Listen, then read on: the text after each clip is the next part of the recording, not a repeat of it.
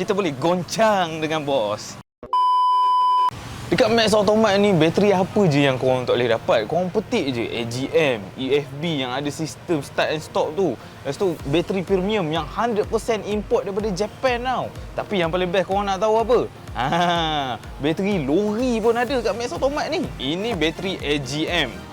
Payah tau nak jumpa ni. Kalau jumpa pun macam capak angka lah 1,200, 1,300. Tapi dekat Max Automat ni, bawah 1,000. Bateri AGM ni memang untuk kereta-kereta konti lah. Mercedes ke BMW, tak kisahlah, janji belah sana kan. Harga dah lah bawah 1,000. Tapi kalau korang rasa bawah 1,000 tu mahal juga, korang geletek lah sikit token. Mana tahu dapat murah lagi. Tapi bagi aku, bateri AGM bawah 1,000 tu dah sangat berbaloi dah.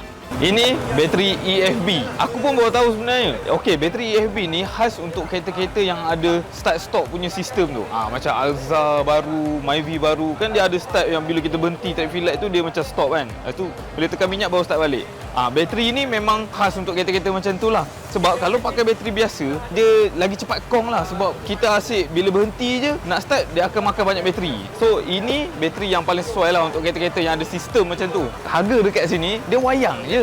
Dekat Max Automat dapat lagi murah tau. Dah lah murah, dapat pula ni free gift satu, sebotol air untuk korang punya wiper tu. Kedai mana je yang bagi free gift? Korang tak pernah tengok bateri lori kan?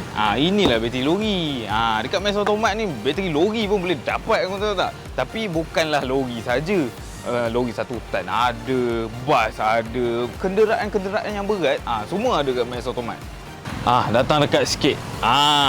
Ini bateri yang premium. Memang 100% diimport daripada Japan. Kualiti dia memang premium lah. Memang tahan lama lah. Untuk kereta-kereta Nissan, Mazda and tak silap aku, Myvi yang paling latest tu ada bateri ni. Lagi satu yang best, bateri-bateri untuk kereta hybrid pun ada.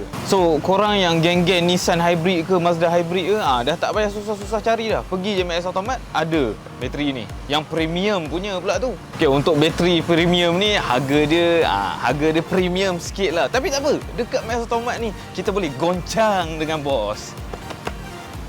Tengah-tengah bulan ni mesti kadang-kadang kita sengket sikit dan tak ada duit. Dekat Max Automat ni kita boleh tolong korang carikan bateri second. Tapi untuk korang yang terlalu banyak bateri pula, korang boleh datang juga Max Automat ni untuk trade in, sama ada korang nak cash ataupun korang nak bateri baru.